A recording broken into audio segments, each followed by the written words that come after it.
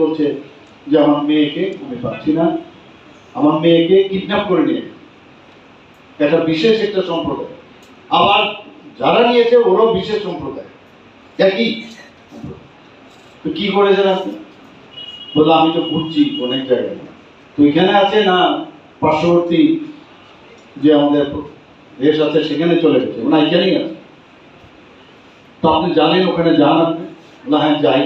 যখনই যাই বলে একটু আগে এখানেই ছিল, ছেড়ে দিন, ইনফরমেশন পৌঁছে যায়। আমি ওর সাথে বসিয়ে আমি ফোন করলাম এসপিকে। আমি বললাম কি হলো ওটা? ও দেখি সব জানে। and within 24 hours আমি চাই যে মেয়েকে हो जाएगा পরের দিন ফিরে এসছে।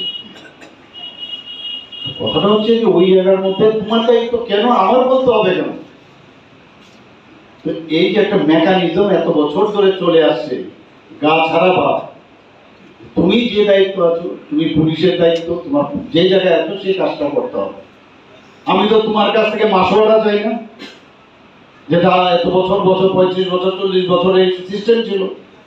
তো তুমি তোমার কাজটা কেন করবে না? তো অনেক সময় লাগবে, এটা অনেক টাইম নেবে।